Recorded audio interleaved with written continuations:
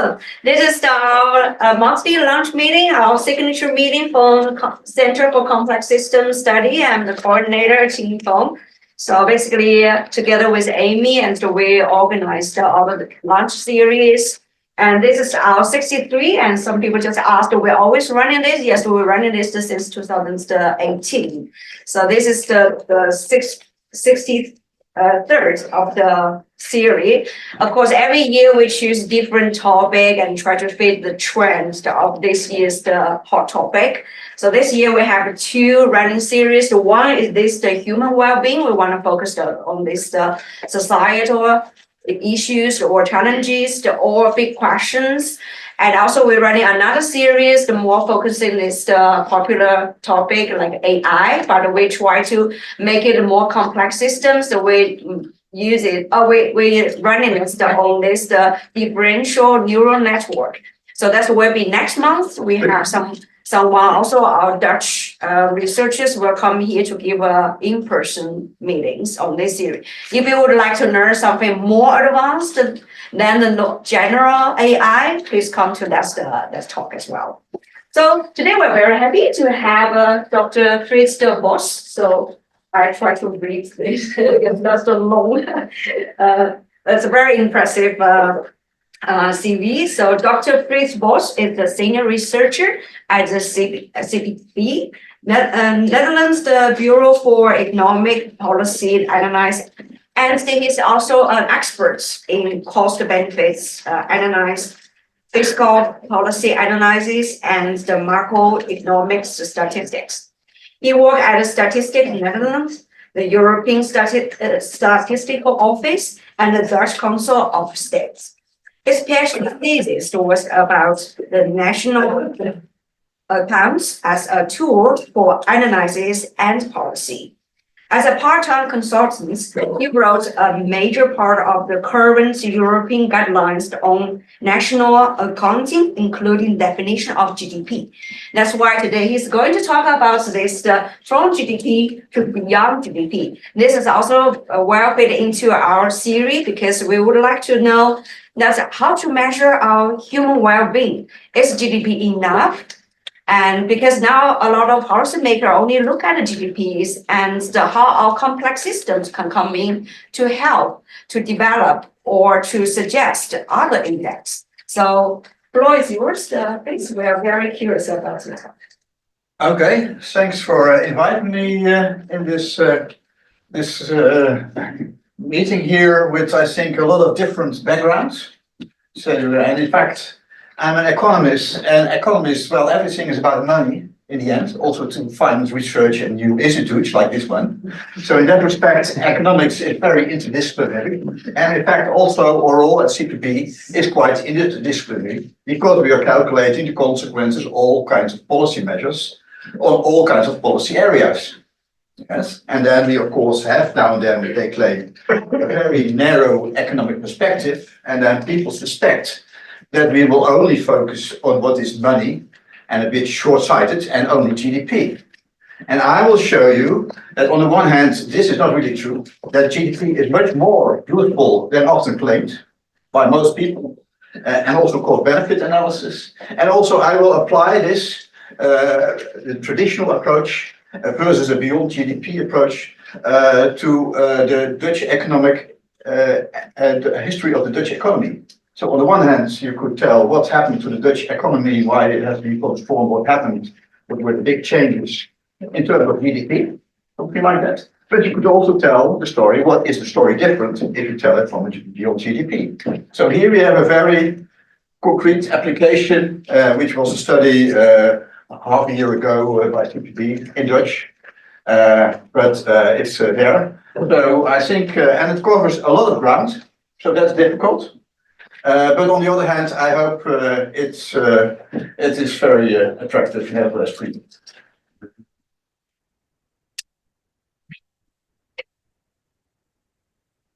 I will first talk about cost-benefit analysis and effects about simple decision-making.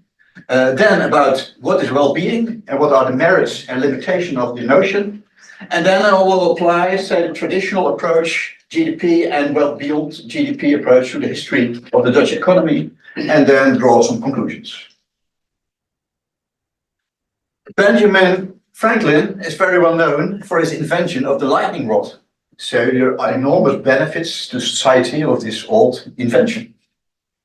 And he was also important for the American state. And he is also known for a recipe for good decision making. And he was asked once by a friend, tell me, I have a good job here. I'm with my family with small children. And I'm living here in the northern part of England. Should I move 1,000 kilometers away with my whole family for a better salary to teach the kids of a duke? Is this a good decision? Tell me. And he said, well, you should decide yourself, but how to make a decision, good decision. First, make a balance sheet with one column of arguments pro, then a column with arguments against. Then think some days, stroll around, talk to other people and such, and then say, what are the most important arguments and what are not, what are minor arguments. And if you have done this, often you see that on the left-hand side and the right-hand side, there are some arguments which more or less cancel out. Or perhaps if you group two arguments and one argument, you say, well, for me, it's broadly same, the second strike is true. And in the end, you take a decision. And this is what you could say in a very elementary way, cost-benefit analysis. Also, you see here, it is about money, because he could earn more money. And balancing this against all kinds of other arguments about his family and everything else, and his social life and such. So you see here, in fact, this is already a well-being approach. And cost-benefit analysis, you could say, what are the features? Do not look only at financial cost and benefits for some stakeholders in the short term. So that's not right. But look at costs and benefits for society as a whole in the longer run. But a feature of cost-benefit analysis is that the future is discounted. And so that is important. But nevertheless, the weighting is often by economic criteria. So it's not about the opinion of people, but how much does it cost, the willingness to pay, cost of prevention, cost of organization. And this is quite important in policy, in some policy areas. So a major example is that in the Netherlands, we have been happy with, I think, the flood risk standards since the 1960s. Because after this major disaster in 1953, when the southwestern part of the Netherlands was flooded, there was a professor in mathematics who said, well, how strong, how high should be the dikes in the Netherlands? Well, that depends on the costs and benefits. So the cost of raising 1 extra meter, what is it? And it differs depending on the location, because the type of soil and also all the circumstances. So it's not a constant figure. And then, of course, balance that with the benefits.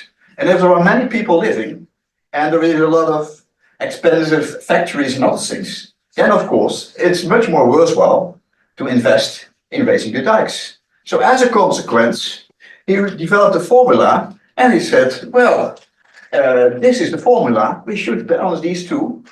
And then, as a consequence, if we apply to the western part of the Netherlands, it's good to be much stricter with safety standards. So the standard was not based on what was the latest flooding level of some years ago, something like that. No, there was a stochastic approach, really balancing cost and benefits. Yeah? So here you see, and that is still the case, cost-benefit analysis, also the recent standards have been updated by making these calculations. And of course, there are, it's not a strict link, because if there is, according to the calculation, it's not perhaps optimal to have the dikes in Friesland as high as they are. Perhaps you could say they could be lower, but of course politicians don't want to have lower standards. And so there they use this as input, and then they decide as part of a democratic decision-making process the new standards. So there's not a mechanical link between these studies, but there is a very strong link. Another example. I have one question. Yes? On what side of the balance sheet do you put the cost for the dikes that are already there? They are not there. Because It's the marginal decision, extra costs and extra benefits. but somehow you already put money there, and then you say, oh, let's completely forget about this. Yeah, that's what economists call sunk costs. And sunk costs are irrelevant according to economists. So you They say don't bother about all bygones. okay. You cannot undo them. And the Yeah, so there we always say think about marginal cost and benefits. the general discussion extra. agrees with that. So they simply say, okay, the money's lost. Well, you cannot change that. What kind So of you cannot change the past. So decision making Yeah, is but- always about the future. And perhaps you say, I shouldn't have done this. I shouldn't have bought this bracelet. I should have married a different woman. I should have done a different study. Well, everything else. But in the end, it doesn't change. So the decision is, well, you're now here. What are the alternatives? Yeah, but we live in a democracy. So after 4 years, there is a vote. Yes. And if there's a politician saying, okay, I used a lot of money for this in the past, and now I say, let's forget about it. That's not a good way to get re-elected. So this will have influence. Well, it depends. In this case, you see with the dice, we are very happy with this all decision making. Yeah, we're all very happy, and we certainly will not say, let's just leave the Netherlands because it becomes too expensive. Because we're so happy about it. Well, you should distinguish two things, the role of the economist and the analysis, which is one thing where you want to do the best analysis and to communicate it well in an accessible way. And another thing is the link with the political process and such. That is, of course, a complicated link, but the purpose is here, in fact, to focus really on the analysis and also that you see the link between the analysis and really real world. But not really about these other topics. I will discuss briefly, so flood risk is a major issue, transport is a major issue, and I have also a famous example here. This is an example by an American Nobel Prize winner in economics, and it's also important in the Netherlands. So it shows the broad application of cost-benefit analysis.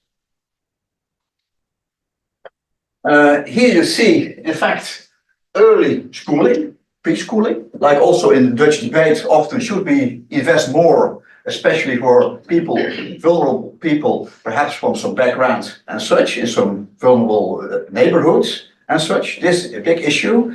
And there, this person made a big study. In fact, he studied for decades what is the impact of an intervention decades ago. So it's a very long run study and it's quite sophisticated.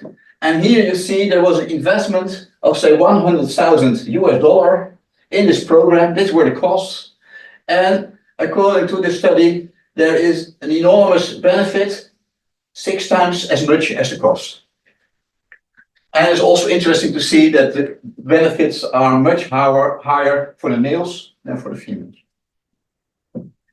So there is even a distinction between that. So study What are the benefits? On the one hand, you see that people who got this preschooling, compared to those who did not, receive higher labor income. But also, it will have an impact on next generations. So if you earn higher income, then also your children get extra income. So this is also substantial, you see, it's nearly the same. And as a third effect, crime. So much less crime, and crime is costly, and especially the male people seem to do a lot of crime. So if you give them preschooling, it saves a lot of money. And as the last one, health, there's also a saving because you better take care of yourself and other things. So there is also this. So here you see that this is famous, and the basic idea is invest in preschooling because then you get a return of something like 14%. Yeah. You said before that future is discounted in cost benefit. Yes, that's maybe here too. what does it mean? That means, well, if you put your money on the bank, you get 1 or 2 or 3% interest. Yeah? And then, of course, you correct for price change. Yeah? But then always there is a real change. Yeah? And then we say, well, you prefer in general to have money now than later on. Yes. So therefore, if we add up the benefits in this of next decades, yeah, then of course I could give them equal weight. Right? We say the more distant in the future, less weight. Yeah. How do these number changes when you change to discount rate? How do these number change when you change to discount rate? Oh, well, it depends on how much you change that. Yeah. But there have been all kinds of sensitivity analysis and such. And of course, these calculations, like all calculations, are sensitive to all assumptions and such. But nevertheless, the conclusions are robust, at least I think, in the United States, in the circumstances. It's perhaps not really the same rates of return likely to be in the Netherlands, but this is an iconic case, and it shows you that everything is here translated in money, as if it is a financial asset. Yes, there was a question? Yeah, I was wondering about the increase in the labor income. So this also assumes that there are enough high-paying jobs, right? If we just start spending more on education, but there's just not many jobs in the economy, then Well, this is an ex post analysis. This is really during decades. trying to like They looked later on. You have two people. One person did not have preschooling, and one else. What have been, of course, both have jobs, or some all both have been unemployed. What is the difference in income? So we can really use this for making a case to invest more in education. Just to add on to that point, it really matters whether you're doing a comparison on a pilot study where these kind of issues come into play, right? Where you're looking at the costs and benefits for a small group over a long, and maybe even over a long period of time, but where the consequences do not take into account spillover effects, second order effects.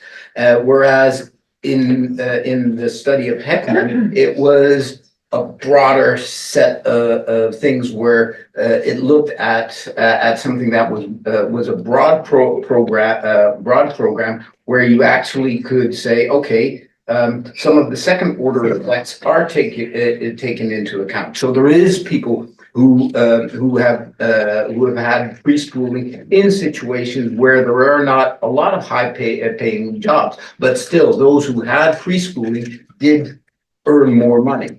Okay. Okay, I think we have a lot of ground to cover, so we could have, I think, half an hour more only on this graph. But I think we want to go have a broad view, so better have questions at the end, unless they are very urgent for clarification. And here you see, in fact, the major application in the Netherlands and most countries, which is about transport, extra lanes near Utrecht. Perhaps you know it. It's about Amelisweert. Should there be extra lanes or not? And here you see, on the one hand, already how cost-benefit analysis look like in a simple way. So you see here the financial costs, including maintenance and operating costs. 800 million in both scenarios, low and high growth. And then you have various savings, saving in travel time, traffic safety, air quality, CO2 emission, noise, and then to some specific items I will discuss. And then you see the net benefits in monetary terms. And if you see this, according to a low growth scenario, so if the Dutch economy grows low and mobility, the amount of driving is also not increasing that rapidly, then it's clear, it's costly, there are not so many benefits, so it's clearly negative, and then we know there is even more negative item. So here, in fact, the policy conclusion would say, well, don't do it. In the high growth scenario, it's more complicated. Then the savings in travel time are much higher. So as a consequence, you see there are net benefits in monetary terms. However, you know there is a price on, I made this weird, on this, and these trees. So there, in order to decide, you say, well, is destroying these trees you worth 500 million? Yes. So in this case, you see that on the one hand, the main message is you have two scenarios, which is also obligatory in the Netherlands. So in order to take account of uncertainty, it's essential and important to distinguish at least two situations. Because if you only have one situation, there is no uncertainty. Yeah? This seems to be simple, but practice politicians and policymakers don't want this. But we stress that it's very important, and you see it matters, because in the one situation or the other. And also there is often the claim, cost-benefit analysis gives a clear policy advice. In this case, you see a very well-known case. You don't see a clear policy advice, because it depends on the scenario. What is the advice? So this idea is wrong. Yeah? So this is input for decision making, and in the end the policymaker can decide which scenario and whether you want really to destroy some nature for the benefits of this. And in this case, for instance, the air quality and the CO2 emissions, what facts do you take into account? Because the price of a CO2 emission reduction is much more expensive in the future, we expect. And for instance, air quality, health effects, when you look at WHO research, is much worse than we actually take into account nowadays. Like, so the effects on that in the Netherlands, well.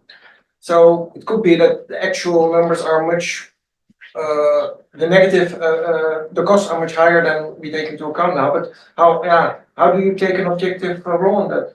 Well, we try to do our best to estimate. I think you have all experience what is the best to do. You use science, use communication, you use expert committees and such. So here you look below, under the how it works, the motor of the cost-benefit analysis. And here you see what discount rate has been used, 5.5%. And a bit lower for air quality, 4%, so that gives a bit higher weight to the future. Savings in travel times, there is different prices for what time savings it involves. So business travel per person, the opportunity costs are high, €28, commuting per person, 10, leisure time, less, and if it's transport by truck, it's higher. So you see these price targets. And there is a lot of work on calculating this, doing sensitivity analysis, updating this regularly and such. So there is a whole lot of work that is being done. And the same about the discount rate. We have each time a new group deciding on the discount rate, and there's some international experts on that, and CPB and other things. So there are all procedures on that, and it has to be approved and discussed. And then now we have the discussion, should it be updated again? So this is an issue I'm working now on, for example. And here you see the cost per victim, deadly victims and such. And here you see €3 million if there is a deadly victim, a car accident. But these data have been updated recently, so they're now more than twice as high. Yes, and air quality, you see also depends whether it's in an urban area or not. So you see these figures determine these calculations. And we have all kinds of science procedures to do this, to make it also comparable. And of course, about CO2 prices, there's a lot of discussion, what is the right price? So now and then we do, of course, also a lot of sensitivity analysis. I guess Chris has a lot of material to cover. Of course, this is just give an example. There's a lot of questions I could imagine. Shall we just let him first finish this and then we come in the end? I think Chris also could stay a little bit longer and then we also could have a further discussion. Shall I do that? Thanks. Okay. Then what is well-being? Well-being, you have Stiglitz reports and Brundtland. And then you say, in fact, comprehensive view on well-being, not only financial economic effect, but also health, pollution, biodiversity, security, all dimensions are very important. So it's not only about money, it's also about these dimensions. Also welfare for future generations. So not only for the next 50 years or 70 years, but perhaps for centuries. Yes, so there's a different perspective. Distribution of welfare is very important, and also welfare in the rest of the world. And in the Netherlands, and perhaps worldwide, well-being is becoming more and more important in public decision making, and especially in the Netherlands, about the government budget. And also in the Netherlands, this indicator set for well-being by Statistics Netherlands has been a game changer. So this is often used as a frame, and I think, well, this is very important. And we also have the Rabobank. This also has sets, and they apply it to regions. So that's also very important in practice to think about the future.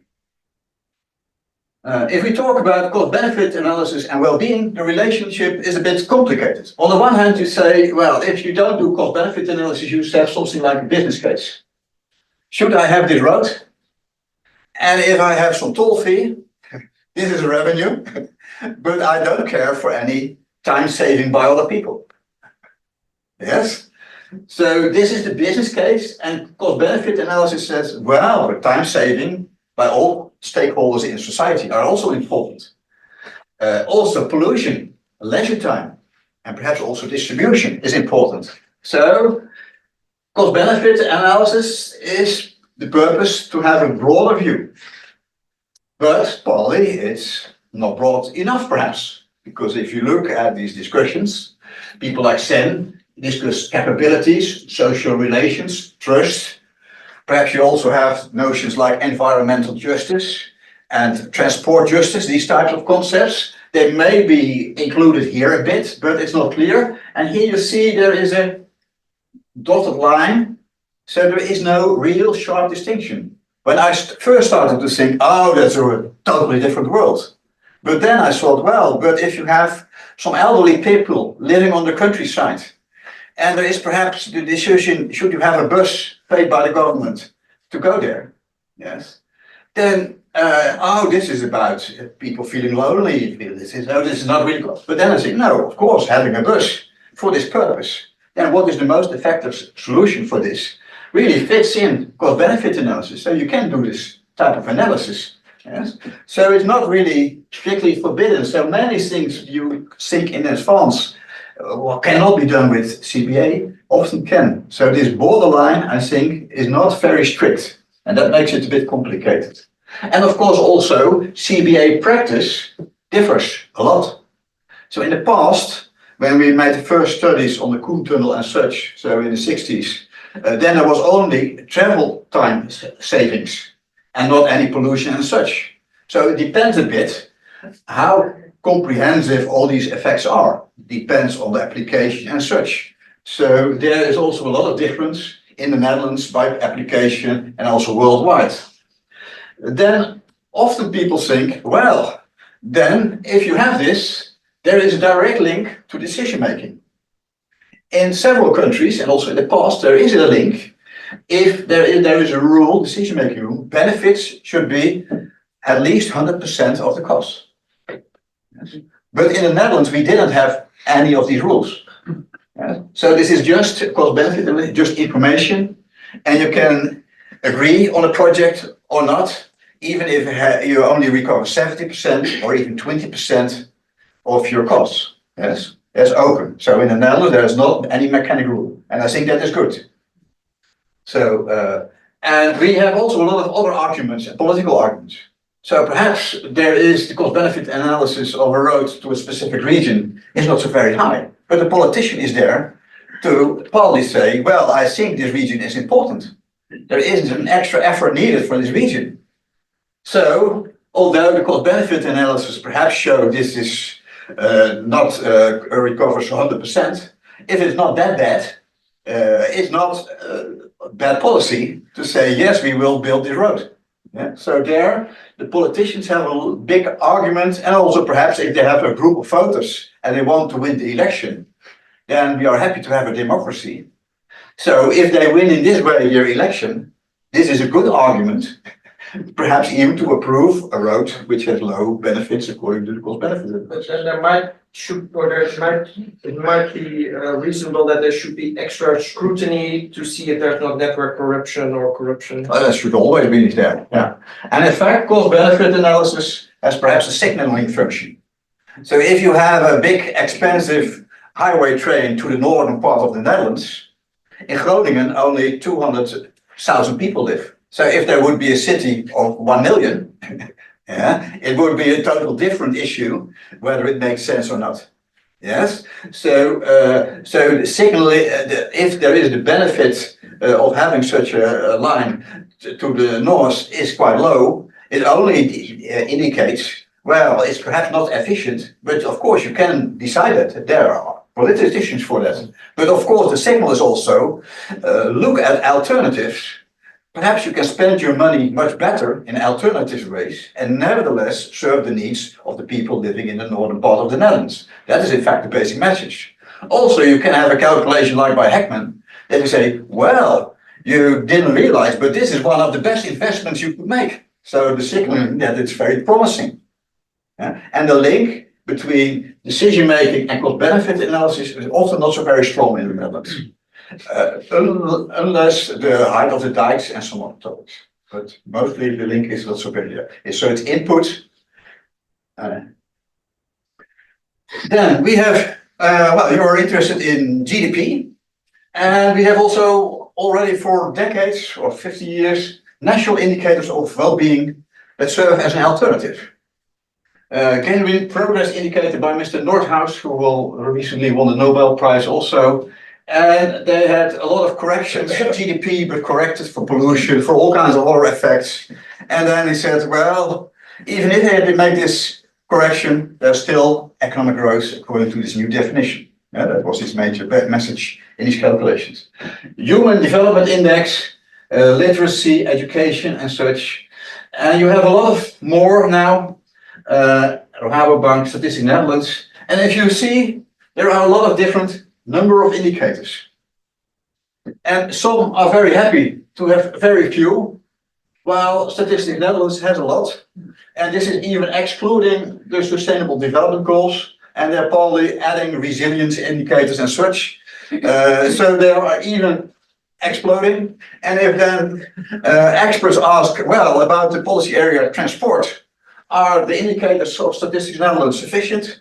They say no. We have some dozen extra about transport because it doesn't give a good picture. Yeah? So this is and then a big issue is, should you have an overall indicator? So this was probably a correction on GDP. This was a totally new index. And there you have a big debate, should it be done or not? And the Rabobank makes an overall indicator, while Statistics Netherlands says no. And CPB has also said, we don't want to have an overall one. So this is also the position taken by CPB. And also, is it in monetary terms? Some are in monetary terms and others not. So there are a lot of choices. And I think that is partly good and partly that is a problem. Do they all have the nation state as the smallest unit of measurement? The nation state? Yes. Okay, thank you. And well, and also the regions. So they're provinces. All right, sometimes it's smaller. Yes. And also you can see that you can use this also to calculate an index for the European Union or for the world. Yeah, so, and that's of course done.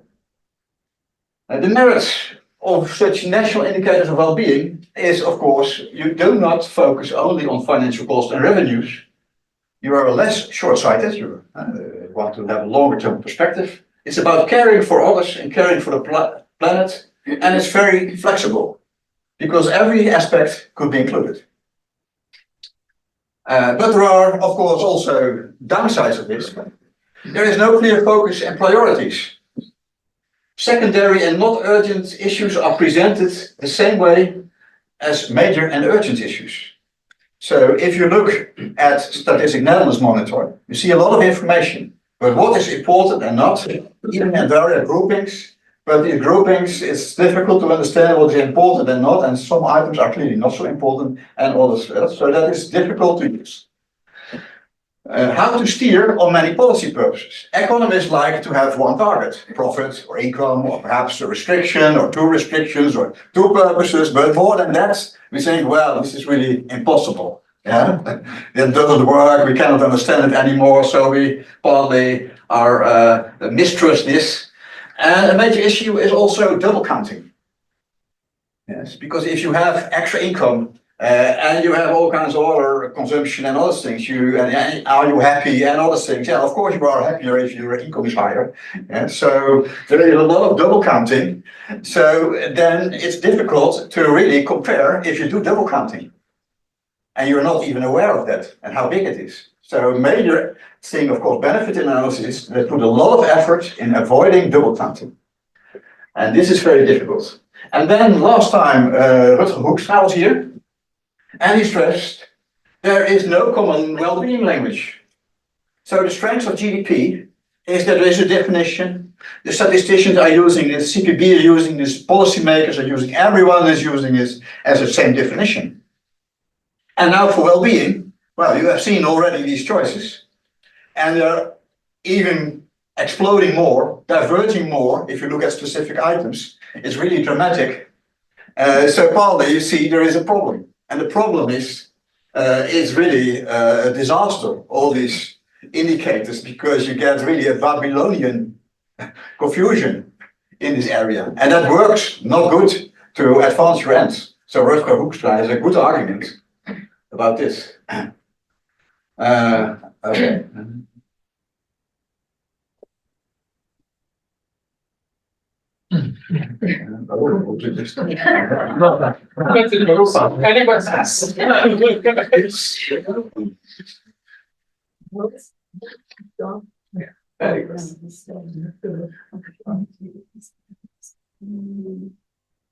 Sorry, I have to add this, because there's not.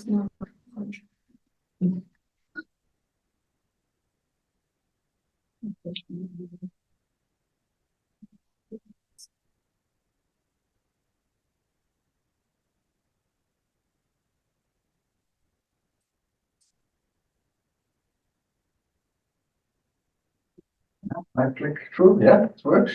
Yeah. Discuss this, merits, limitations. And now we will apply this to the history of the Dutch economy. So in fact, we could have a traditional story, and that is in terms of GDP, and later on I will discuss the alternative or supplementary vision. We have here GDP per capita, and we see enormous developments. So you see already here that is 80-20 to 95, 3 times as rich, material welfare, and later on it will be 5 times as much. So since the Second World War, we have become much and much richer. And what does this figure say? The figure will say that we don't eat only potatoes anymore. Yeah?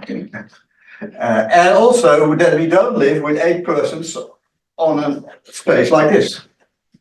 Yes. So, and that we go on a holiday. So a lot of different things are reflected in this. Although it's one figure, it is in some respects a robust figure. Although you can have all kinds of arguments about that, I think it gives a good impression of the enormous change in welfare, material welfare we have witnessed. And we have also in the Netherlands, population has increased a lot. So 4 times as much, and then double as much. And then GDP has also to do not only one figure, but GDP is in fact an aggregate of all components, because you can break it down, for example, by industry. So you see, in the past, agriculture was very important. 40% of the Dutch people were working in agriculture, and now only 2%. And in terms of GDP, it went from 26% to 2%. And manufacturing drastically increased and then declined. And here you see, in the end, services increased. So reflecting GDP per capita, there is a big change in structure. And by using GDP, you see this development. And this development is real. Yes. And it also tells a story about regions.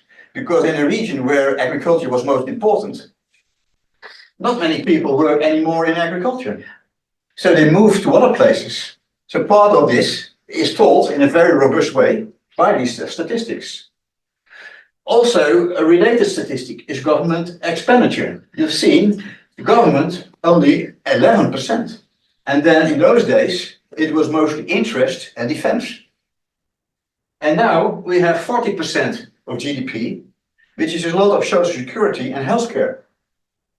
So the idea that all this focus on GDP has something with a neoliberal system, market mechanism and such. Well, if you have this amount of expenditure by the government on all these social purposes, it's not really a strict market egoistic perspective we have in the Netherlands. And about taxes went up to finance this too. So here you see, say, a traditional picture related to GDP of what happened to the Dutch economy. But it is much wider than only one figure here. What's the difference between government expenditure and taxes? Taxes is revenue by the government, and expenditure is expenditure by the government. So they spend more than they get. And in this case, there are other revenues like natural gas and some other things. So this is not a complete picture of public finance. So, Okay, so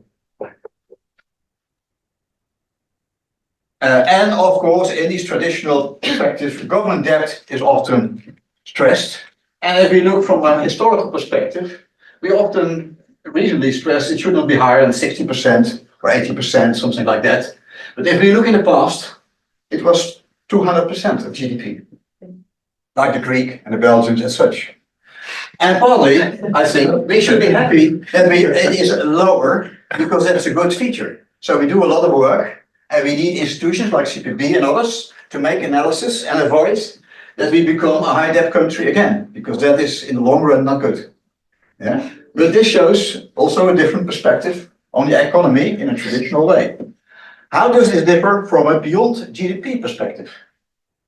And then to discuss that, I first discuss better what is GDP. So GDP is a yardstick of material welfare and clearly not of well-being and sustainability.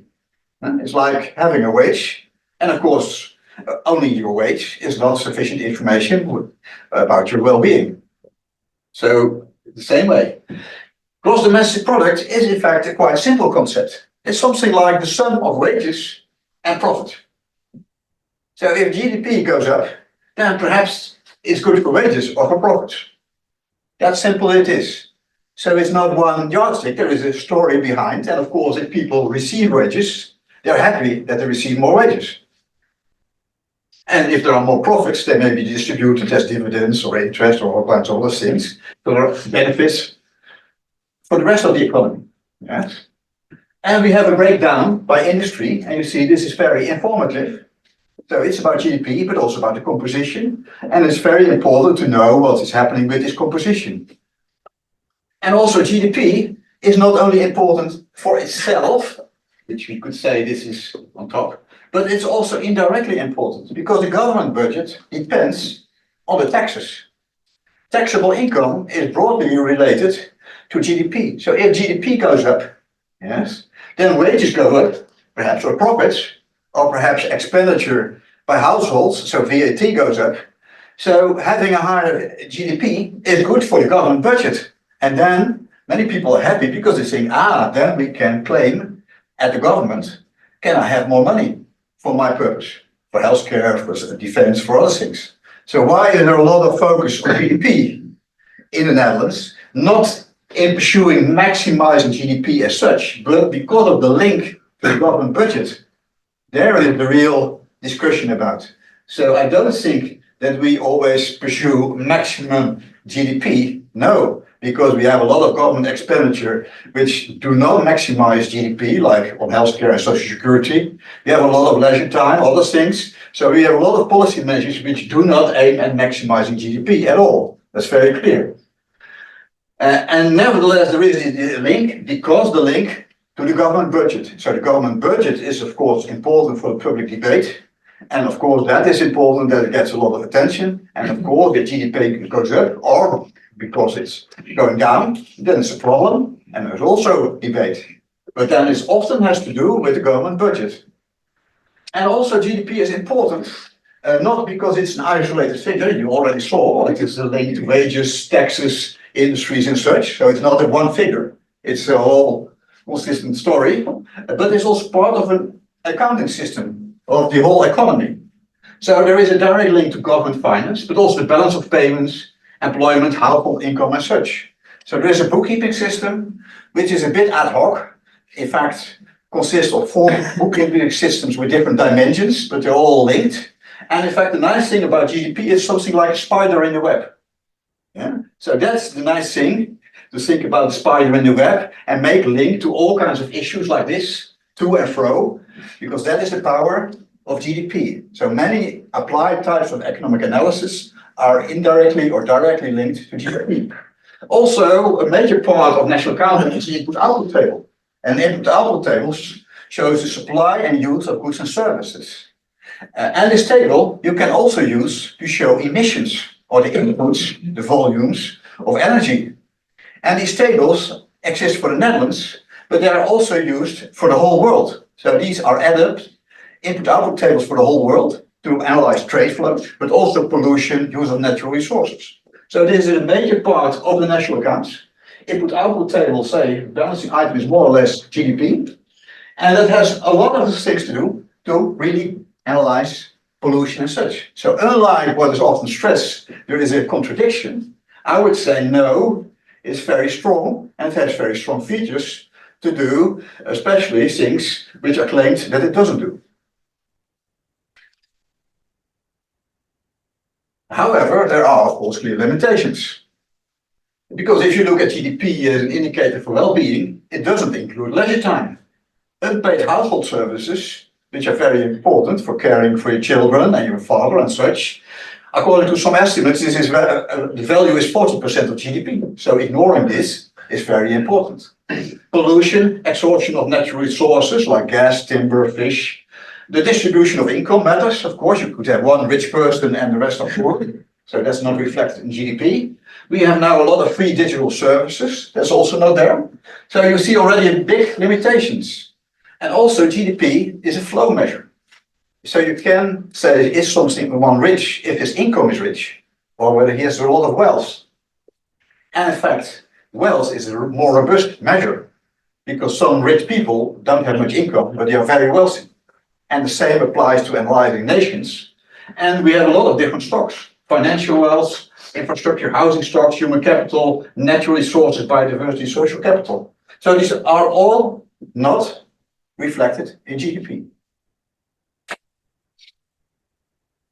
And if we then analyze the Dutch history of the economy, we can start again with material welfare, but then it's of course logical to add health, life expectancy. And we see an enormous increase in life expectancy from 37 years to now something like 82 years, enormous increase. And if you have this indicator, we also know that there is a lot of difference between different groups.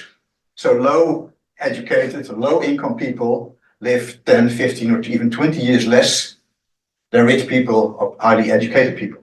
So that would be perhaps interesting to add as an indicator too. Education, number of years education has drastically increased from 2 years to 12 years. Another one, very important, the work week, now and then forgotten in overviews, is very important, from 65 hours a week to only 31 hours a week now. And that is also very important, of course, for your well-being. Then safety, how much people are killed, murdered in the Netherlands. And also there you see some fluctuations. And this figure is in particular important if you make international comparisons, which we will also show soon. CO2 emission, of course, there was hardly any CO2 emission 200 years ago, and then it has gone up rapidly. Biodiversity, it is difficult to have indicators. And I have taken here a very simple one, the share of natural grounds. So 27% of the Netherlands was natural ground, and now only 12%. But we can, of course, have a more subtle picture. Here you see the use of space in the Netherlands. And here you see, say, natural terrain. And here you see also that agriculture is over 50% of the Dutch land. And here you see also biodiversity, number of birds, and you see it declining one. So you have a lot of this added information if you think this is a too simple indicator. But the problem here is that you have so many different indicators. So that is work I'm also trying to solve, how to simplify this in this area.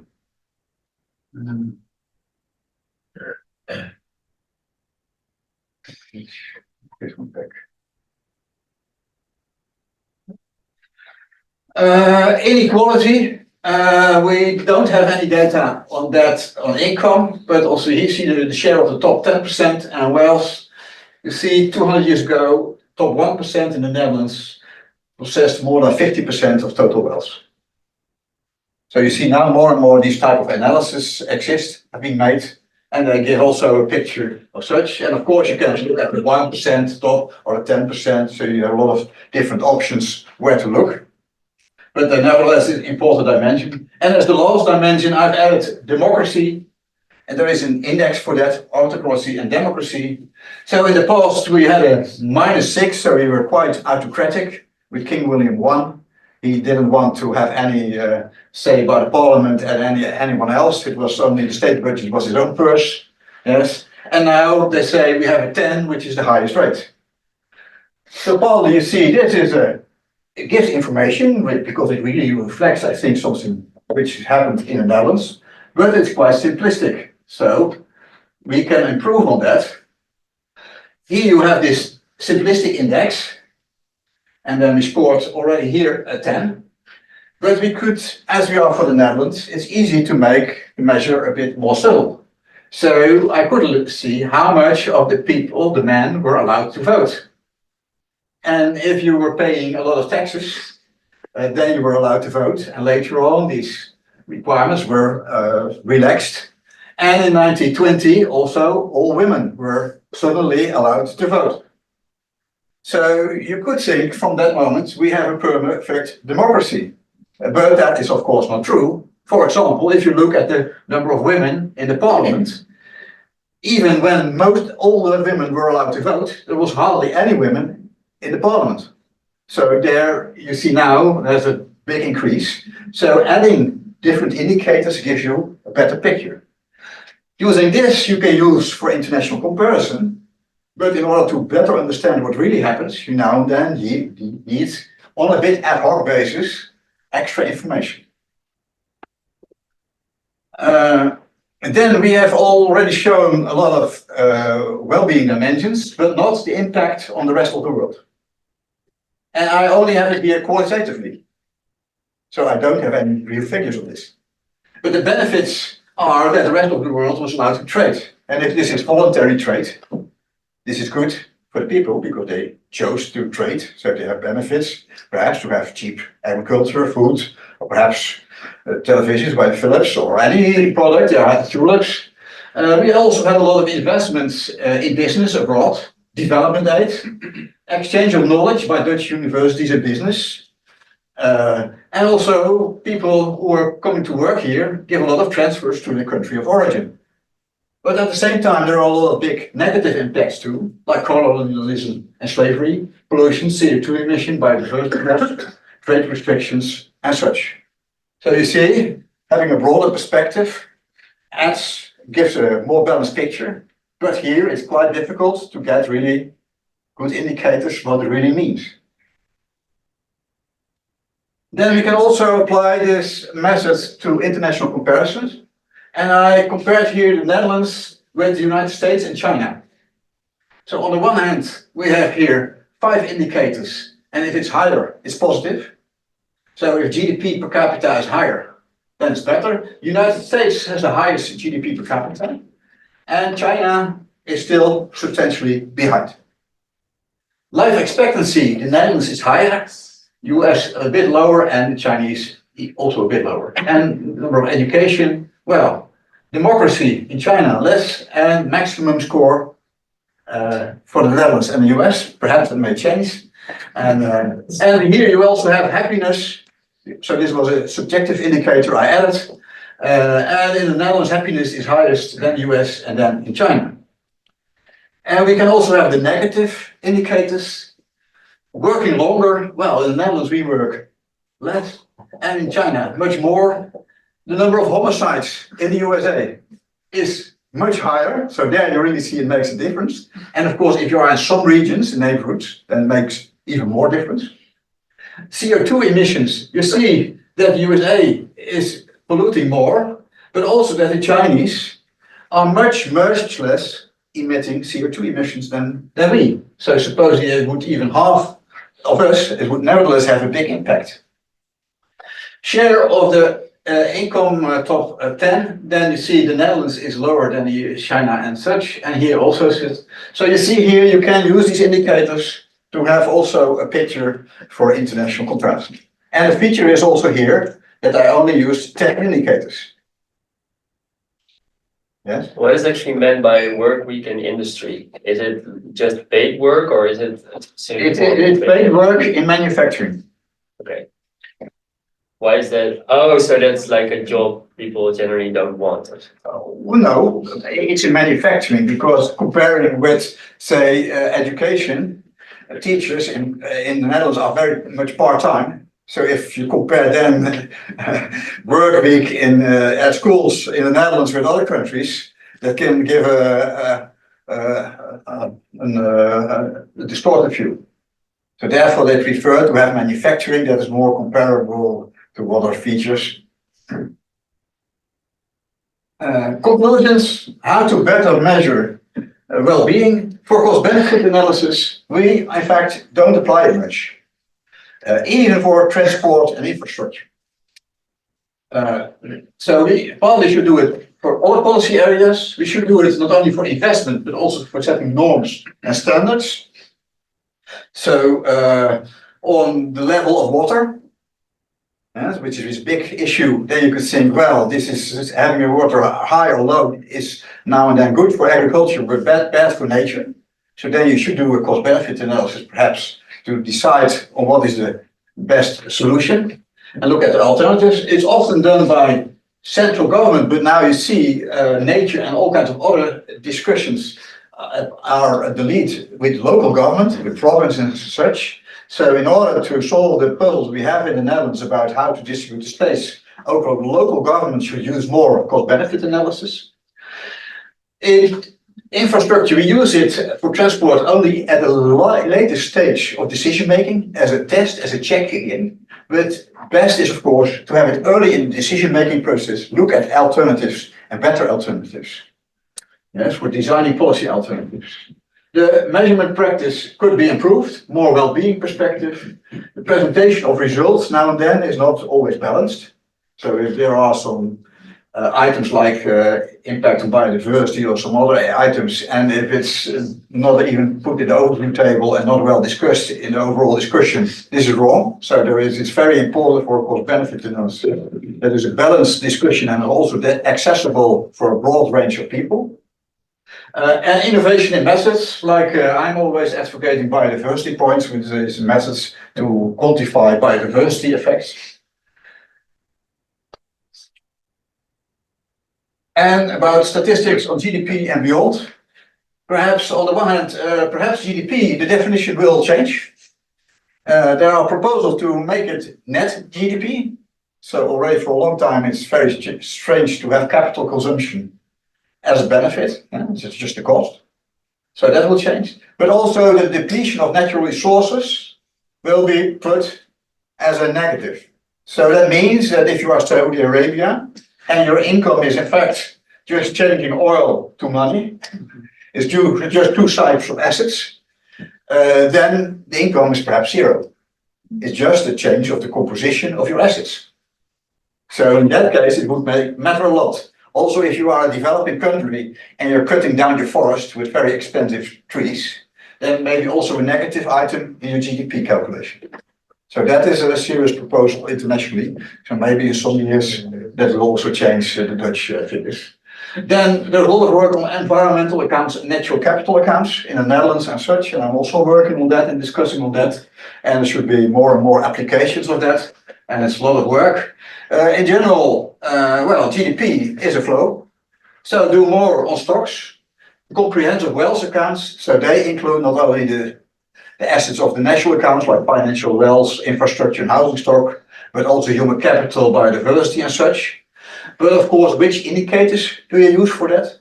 That is very problematic. So on the one hand, there is this work by World Bank, which has data on all countries in the world, starting from 1990 to 2018, for all countries in the world, showing all these stocks.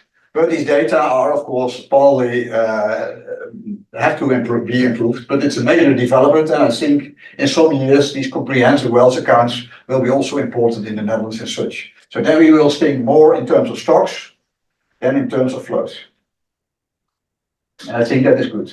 And well-being indicators, well, you see, there is a big problem. There should be harmonization, and if not, it will be very difficult to make progress.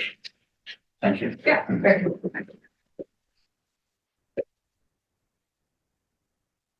And we'll be running out of time, so I will have like a maximum 3 short questions. I have a short question.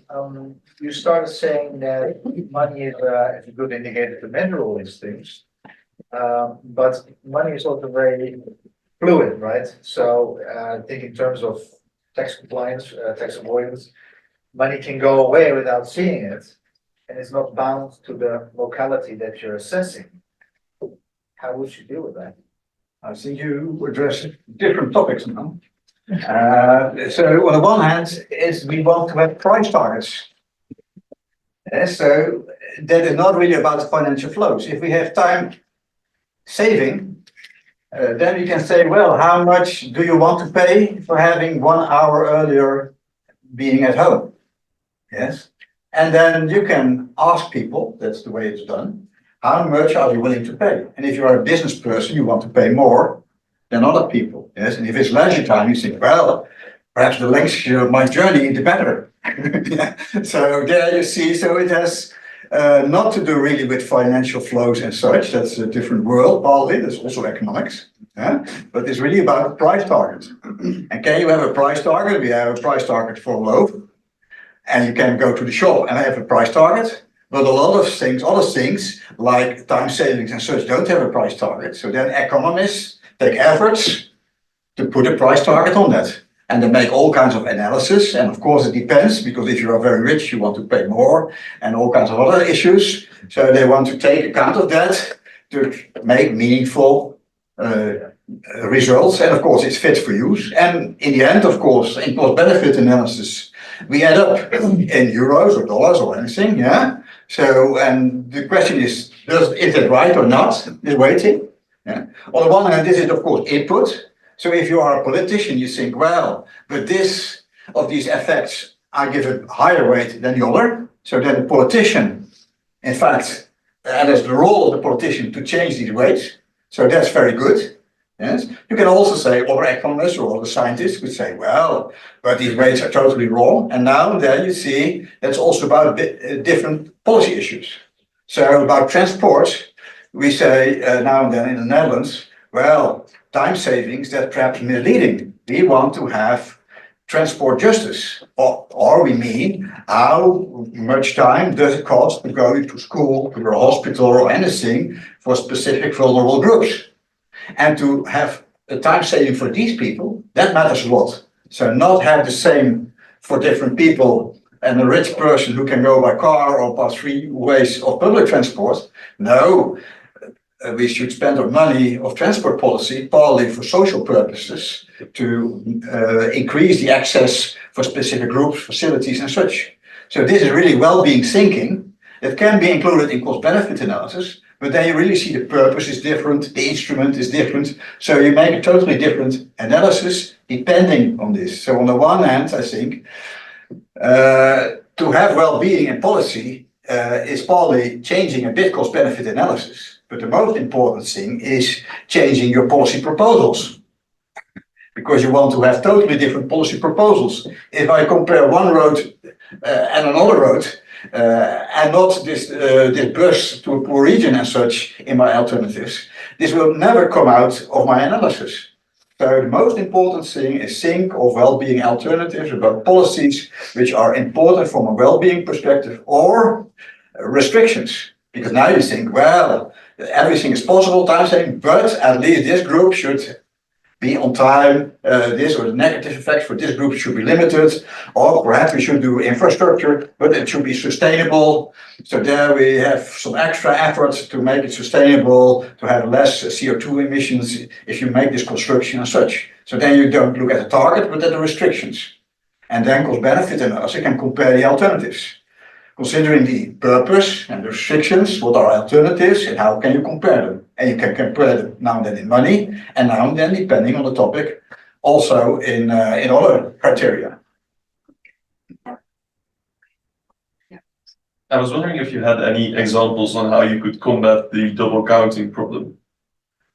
Well, in cost benefit analysis, like with the road, if you have time saving, then also we calculate the time saving, then you could say, all houses, dwellings close to the road also increase in value. I also add that, but then you do double counting as far as this increase in price is due to this time saving. So as economists, you have some mechanism to think about this, and then you think, and now I have this tunnel in Maastricht, and there's a new park, and there is an increase in housing prices due to the park. So not to time savings. So now I have a totally different reason for increase in housing prices, so I can have it as a separate item. So, but it depends a bit. You should do really detailed analysis and really reflect really about this to avoid double counting. Last question is.